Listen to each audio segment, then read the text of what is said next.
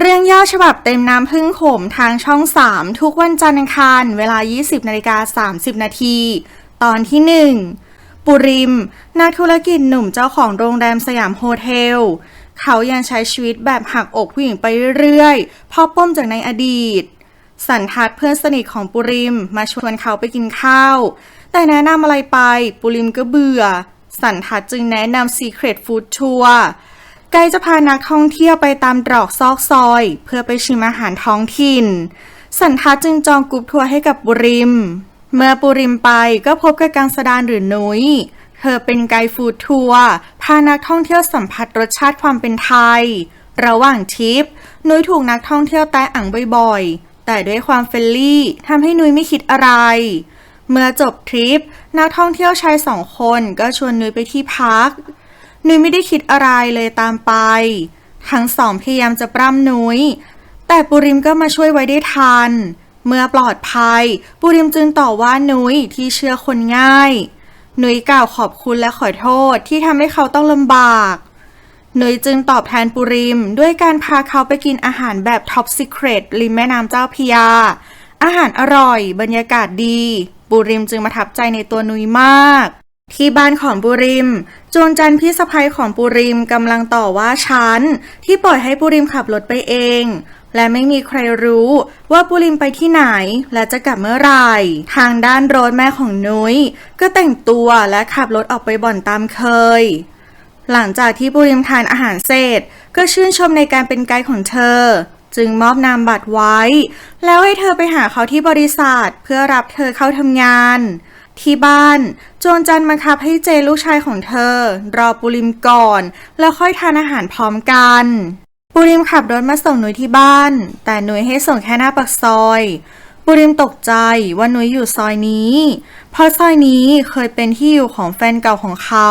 ที่เคยหักอกเขาอย่างแสนสาหัส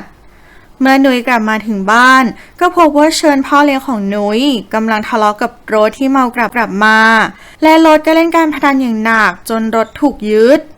ลูกแก้วน้องสาวของนุ้ยเห็นพ่อแม่ทะเลาะกันจึงกลัวพ่อนุ้ยจะเอาลูกแก้วไปนอนด้วยกลางดึกเชิญมาเอาตัวลูกแก้วไปนอนกับเขาแต่ด้วยท่าทีลับๆล่อๆทำให้นุ้ยเข้าใจว่าเชิญจะมาปล้ำเธอจนจันเห็นว่าปุริมยังไม่มาเลยให้เจนกินข้าวไปก่อนส่วนเธอก็รอกินข้าวพร้อมกับปุริมเมื่อปุริมมาเขาก็ไม่กินข้าวแล้วเพราะเขากินมาแล้วโจนจันจึงไม่กินข้าวแล้วไปเตรียมของให้กับปุริมวันรุ่งขึ้นโจนจันมาส่งปุริมไปทำงานและเตรียมอาหารเช้าไว้ให้ปุริมไม่กินเพราะกลัวจะไปประชุมไม่ทันแต่โจนจันก็เตรียมอาหารใส่กล่องไว้ให้แล้วเขาจึงจำต้องรับไว้โรสเป็นโรคแอลกอฮอลิซึมและติดเหล้าอย่างหนักเธอขอติดรถเชิญที่กำลังจะไปส่งลูกแก้วเพื่อไปเอารถคืนที่โรงแรมปุริมฝากพิภพว่าถ้านุ้ยมาพบเขายังไงก็ให้เธอรอเขาก่อนเจนมารับเงินเดือนที่โรงแรมระหว่างที่เขากำลังจะกลับกับทำซองเงินตกไว้นุ้ยเก็บไว้ได้จีดเพื่อนสนิทของนุ้ยจึงแนะนำให้เธอเก็บไว้จ่ายค่าเทอมแต่นุ้ยก็ไม่ทำตอนที่2เจนประทับใจในตัวนุ้ยที่เก็บเงินเขาได้แล้วเอามาคืนเขาระหว่างนั้นพนักงานก็มาตามนุ้ยให้ไปรอในห้องทำงานของปุริมเพราะเขาติดงานอยู่จีดไม่ถูกชะตากับเจนตั้งแต่แรกเห็นจึงเหน็บแนมแซวเขาเจนตั้งใจจะเลี้ยงข้าวนุ้ยเป็นการตอบแทนแต่จวงจันทร์ก็โทรมาตามเจนจึงฝากจีดขอบคุณนุ้ยแล้วรีบกลับบ้านไปส่วนนุ้ยก็หลับอยู่ในห้องทำงานของปุริมเมื่อปุริมกลับมาเห็นจึงดุนุ้ยว่าไม่ระวังตัวนุ้ยเอาเอกสารโปรแกรมฟู้ดทัวร์มาเสนอให้ปุริม2 ชุดเพื่อให้ปุริมเสนอเจ้านายเพราะเธอไม่รู้ว่าปุริมเป็นเจ้าของโรงแรมปุริมจึงให้นุ้ยเอาเอกสารไปเสนอกับพิภพนุ้ยเข้าใจว่าพิภพเป็นเจ้านายของปุริมจึงพูดเสนออย่างสุภาพแต่เมื่อนุ้ยรู้ความจริงทั้งหมดก้าวแต่ขอโทษปุริมแต่ปุริมก็ไม่ถือสาอะไรและชอบในความใส่ซื่อของนุ้ยปุริมประทับใจในความจริงใจของนุ้ยเลยรับเธอให้มาจัดฟู้ดทัวร์ให้กับแขกในโรงแรมและอีกเหตุผลคือปุริมอยากรู้จักกับนุ้ยมากขึ้นด้วยรถเอารถกลับมาจนได้และยังได้เงินกลับมาอีกด้วยทำให้เชิญว่าอะไรรถไม่ได้ เมื่อหนุ่ยกลับมาก็เล่าให้โรสฟังว่าเธอได้งานเพิ่มและก็นามบัตรมาให้โรสดูทำให้โรสรู้ว่าเจ้านายใหม่ของหนุ่ยคือปุริมวันต่อมาหนุ่ยพานักท่องเที่ยวมาส่งที่โรงแรมปุริมจึงช่วยดีลงานต่อให้กับหนุ่ยเมื่อลูกค้าไปแล้วปุริมก็ชวนหนุ่ยกินข้าวเย็นหนุ่ยปฏิเสธเพราะเธอนัดแม่ไว้ปุริมจึงถือโอกาสเลี้ยงข้าวหนุ่ยและแม่เลยหนุ่ยจึงตอบตกลงหนุ่ยมาเข้าห้องน้ำและเจอกับเชอรี่กิ๊กของปุริมที่ไม่พอใจที่ปุริมสนใจหนุ่ยแต่ด้วยความจริงใจของหนุ่ยเรื่องจึงจบลงได้ด้วยดีเมื่อถึงเวลานัดปุริมก็รีบมาตามนัดหนุ่ยจึงเล่าให้ปุริมฟังว่าแม่ของเธอแต่งงานที่โรงแรมนี้แต่ปุริมบอกว่าตอนนั้นเขาไม่ได้เป็นเจ้าของเพราะเขาเพิ่งเทคโอเวอร์มาได้ไม่ถึง10 ปีเนื่องจากมีอดีตฝังใจเลยตั้งใจว่าจะเป็นเจ้าของโรงแรมนี้ให้ได้เมื่อปุริมได้เจอแม่ของหนุ่ยจึงรู้ว่าโรสคือแม่ของหนุ่ยโรสคืออดีตคนรักที่ทิ้งเขาไปแต่งงานใหม่อย่างไม่ใยดีทำเอาปุริมช็อกจนเสียสติทางด้านโรสที่ติดหนี้พนันจนต้องขายทรัพย์สินที่มีไปจนหมดแต่ก็ยังไม่เพียงพอที่จะใช้หนี้ให้กับเสียเจ้าของบ่อนจึงถือโอกาสที่นุ้ยอายุครบ20 ปีไปทวงมรดกจากเรียบบุญซึ่งเป็นพี่สาวของพ่อนุ้ยเพื่อเอาเงินไปใช้หนี้แต่โรสก็ไม่สมหวังเพราะพินัยกรรมระบุว่านุ้ยจะได้รับมรดกก็ต่อเมื่อเธออายุครบ21 ปีทำให้โรสโกรธมากเมื่อปุริมกลับมาที่บ้านโจรจันก็เข้ามาเซาซีด้วยความรำคาญปุริมจึงปัดผลไม้จนหกใส่โจรจันแต่เธอก็ไม่โกรธเพราะเธอรักและบูชาปุมากเมื่อโรสกลับมาที่บ้านก็เล่าทุกอย่างให้นุ้ยฟังด้วยความเมาโรสจึงไปทะเลาะกับป้าบุญปู่ข้างบ้านจอมจุ้นแล้วเมาจะหลับที่หน้าบ้านนุ้ยพยายามจะเอาแม่เข้าบ้านแต่ก็ไม่ไหวจึงเอาผ้าห่มมาห่มให้กับแม่ปุริมทุกข์ใจมากจึงมาระบายกับนมทิมและเขาก็ปักใจว่าแม่กับลูกก็ต้องนิสัยเหมือนกันวันรุ่งขึ้นที่บ้านโรสทุกคนกำลังจะออกจากบ้านเสียเจ้าของบ่อนพร้อมลูกน้องก็มาขวางไว้เพื่อทวงหนี้ทำให้เสียได้เจอกับนุ้ยและบอกโรสว่าหากไม่มีเงินใช้หนี้ก็จะเอาตัวนุ้ยแลกกับการล้างหนี้3 ล้านตอนที่3ระหว่างที่เสียเจ้าของบ่อนกำลังจี้ขั้นสุดบุญปลูกป้าข้างบ้านจึงโทรแจ้งตำรวจเมื่อตำรวจมาถึงโรสก็บอกว่าไม่มีอะไรตำรวจจึงไปเอาหมายค้นมาทำให้เสียเจ้าของบ่อนและลูกน้องรีบกลับไปเมื่อตำรวจกลับไปแล้วโรสก็ตัดสินใจว่าจะส่งนุ้ยไปแล้วค่อยหาเงินมาไถ่เชิญพยายามห้ามโรสแต่เธอก็ไม่ฟังทำให้นุ้ยเสียใจมากปุริมมาคุยกับสันทัศน์และเล่าเรื่องนุ้ยให้ฟัง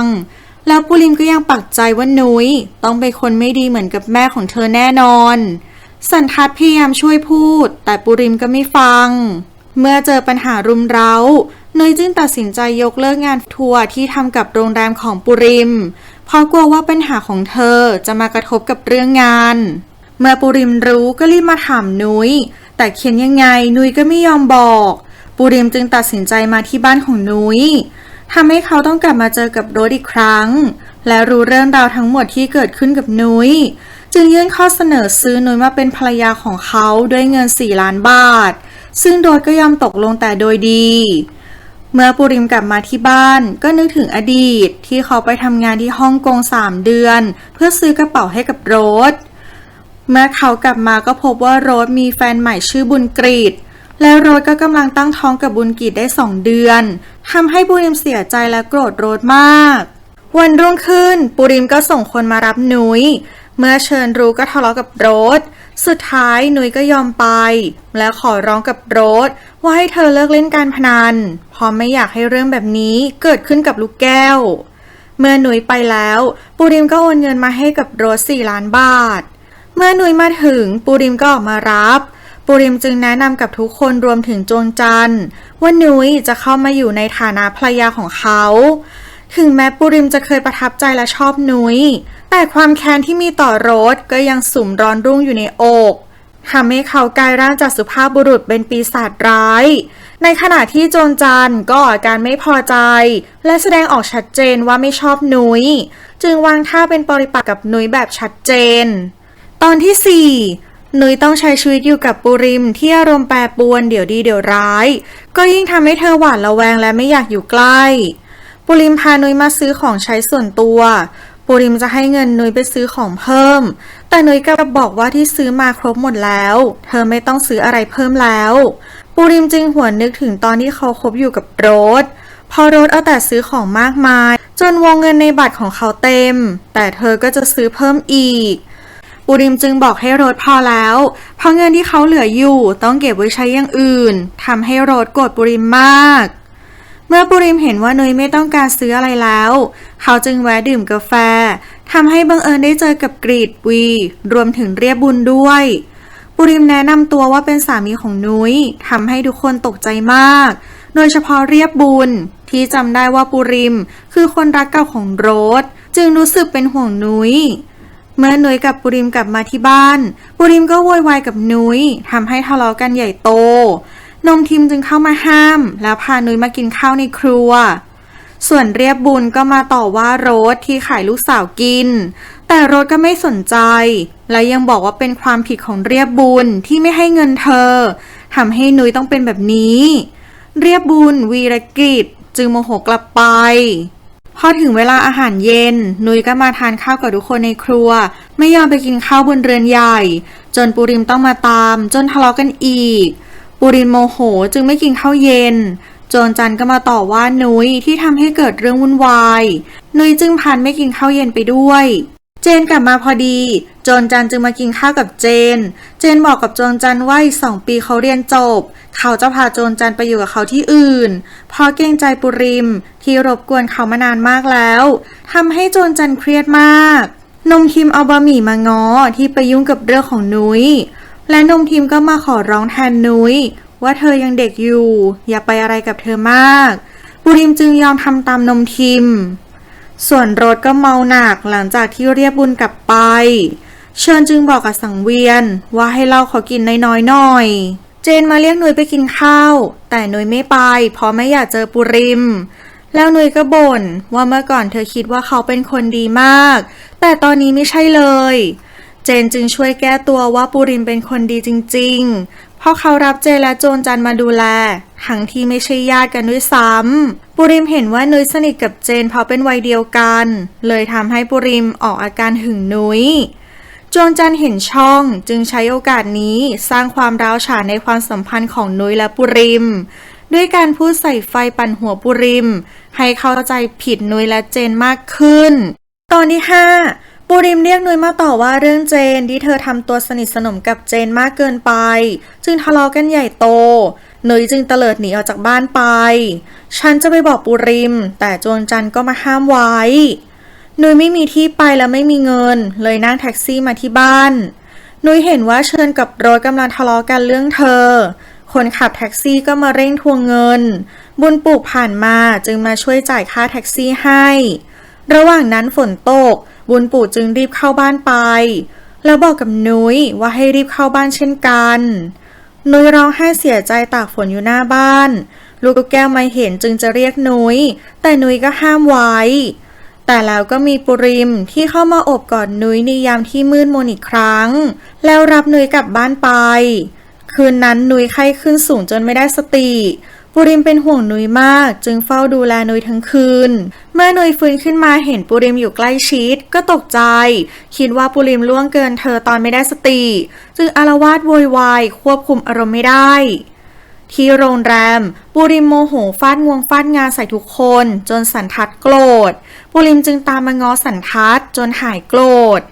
จากนั้นสันทัดก็พยายามช่วยพูดเรื่องนุ้ยแต่ปุริมก็ไม่ฟังที่บ้านเจและทุกคนในครัวพยายามสอนนุ้ยให้นุ้ยไปปรนนิบัติคุณปุ๊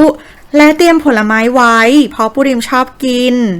ระหว่างที่ทุกคนจะออกไปรับปุริมแต่โจรจันก็เข้ามาเจนจึงอ้างว่าเขาอยากกินข้าวผัดสับปะรดฝีมือโจรจันและอ้างว่าจะได้ทำให้ปุริมกินด้วยโจรจันจึงยอมทำเมื่อปุริมกลับมานุ้ยก็ไปปรนนิบัติปุริมพอใจมากจึงประกาศกับทุกคนที่โต๊ะอาหารว่าต่อไปนุ้ยจะมาปรนนิบัติเขาแทนโจรจันแล้วบอกให้โจรจันช่วยสอนงานให้กับนุ้ยโจรจันจึงบอกว่าเธอป่วยแล้วขอตัวไปที่ห้องเมื่อมาถึงที่ห้อง